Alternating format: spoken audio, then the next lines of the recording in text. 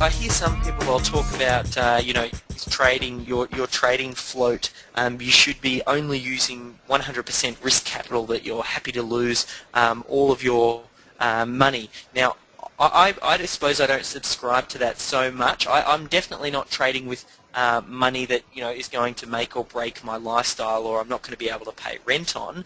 But at any one point in time, I don't expect or even see that I'm going to lose that trading float at the drop of a hat. I set my maximum loss, and that's the next part of setting excellent money management. And this comes back to that idea of we want to try and stay in the game as long as possible.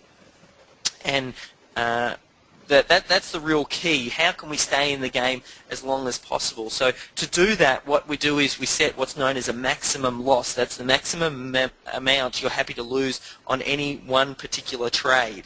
Now, we've probably heard, a lot of us would have heard on here, especially if you've been around for a while, the idea of the 2% rule, and that's basically saying you calculate out what your trading float is, and then you multiply that by 2%, or whatever percent that you decide for your maximum loss, and then basically on any one trade you won't, assuming that your stop losses, which we'll talk about in the moment, are hit, and you exit that position, you won't lose more than your maximum loss. So setting this up front, and only 2%, is absolutely key, because it means we're able to sustain a very large string of losses without really affecting our trading float very much. And we can continue to trade, and then we can get back in the game, as opposed to wiping out all of our capital very early on. A lot of people, when they look at 2% risk,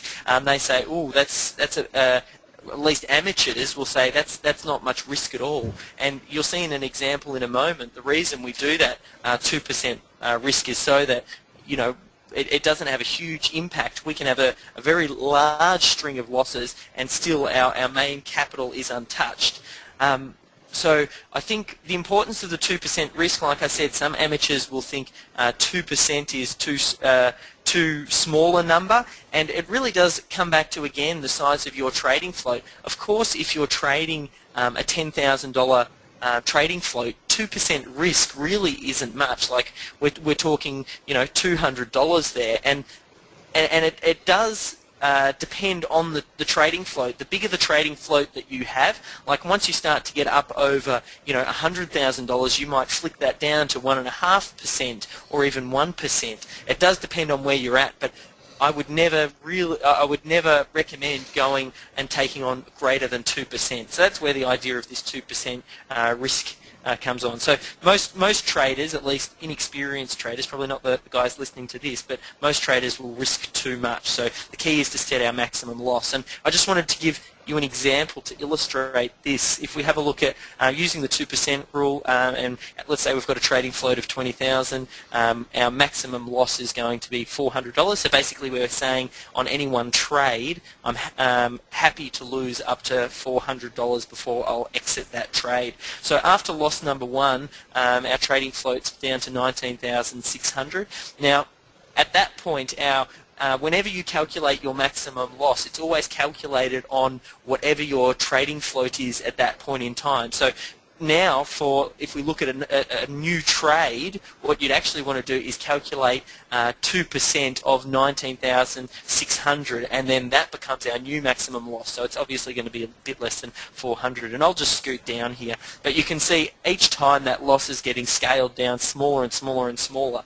And after 6 losses in a row, we're only looking at basically being down $2,283. It's a little bit more than sort of 10%. We're around a bit over 11% there.